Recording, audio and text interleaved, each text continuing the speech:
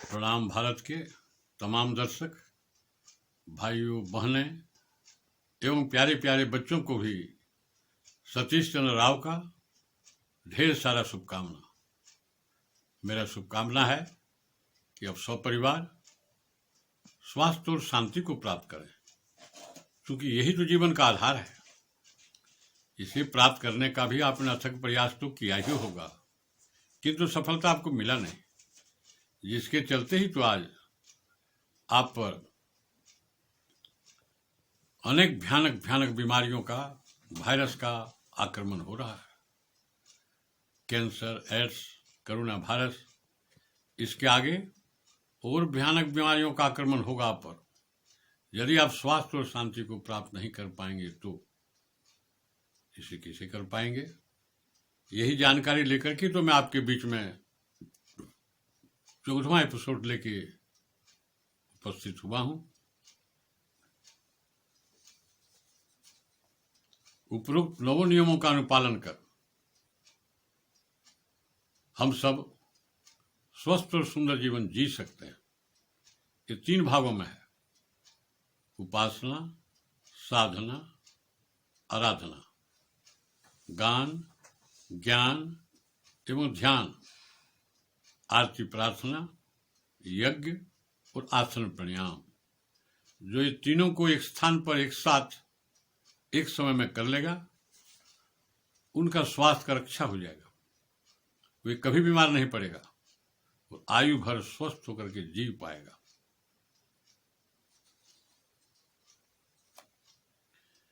आइए हम लोग पहला भाग उपासना, गान, आरती, प्रार्थना के विषय में जानें।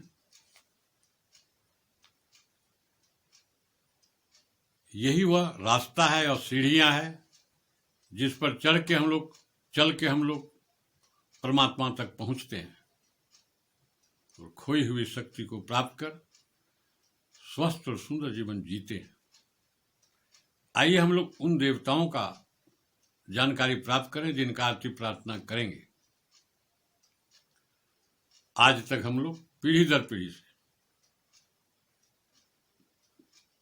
मंदिर, मस्जिद, गिरजाघर, गुरुद्वारा जाके जिन देवों का आरती प्रार्थना करते आए हैं, पूजन करते आए हैं, उनसे कभी मुलाकात ही नहीं हुई।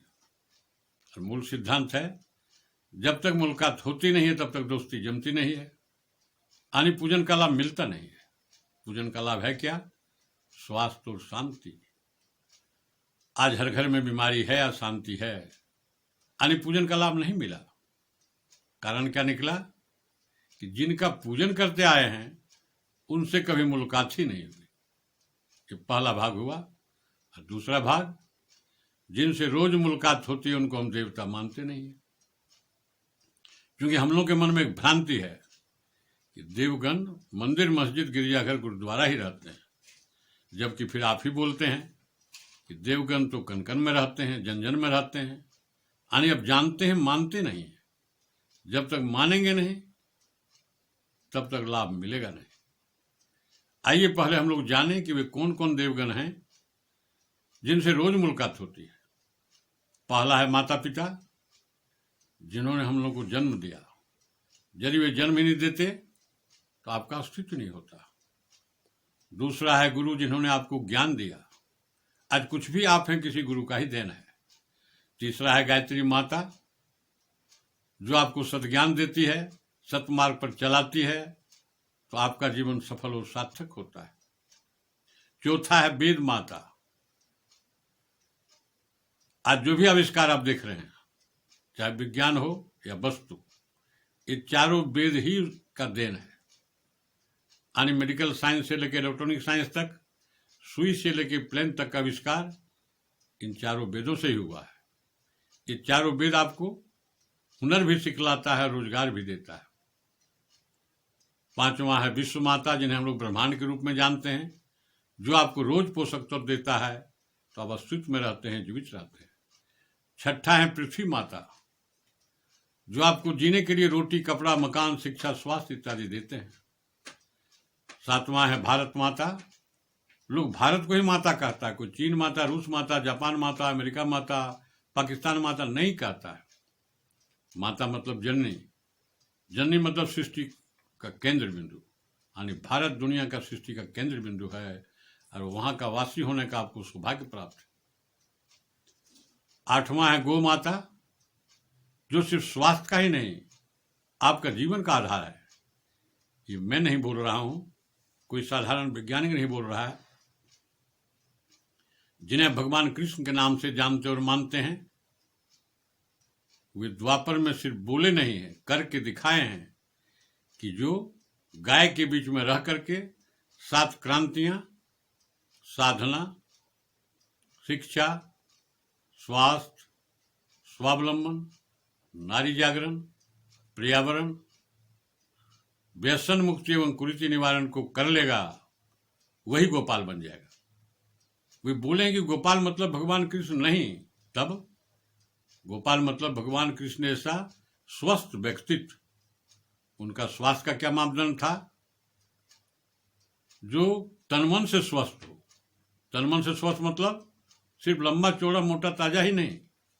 तनमन से स्वस्थ मतलब जो गलती से भी गलती नहीं करे, जिसके मन में ईर्ष्या, द्वेष और बदले की भावना नहीं हो, जो उनमें था। तब है सूर्य भगवान, जो आपको दिन भर का ऊर्जा देते हैं, शक्ति देते हैं, तो आप कर्मशील रहते हैं, क्रियाशील रहते हैं। और अंत में है 10वां पवन देवता, जो आपको जीवन का आधार प्राण तत्व के रूप में, ऑक्सीजन के रूप में प्राण तत्व देते हैं। ये 10 साक्षात देव है, जिनसे आपको रोज मुलाकात होती है। वास्तव में यही तो सृष्टि करता, पालन करता और संहार करता भी है।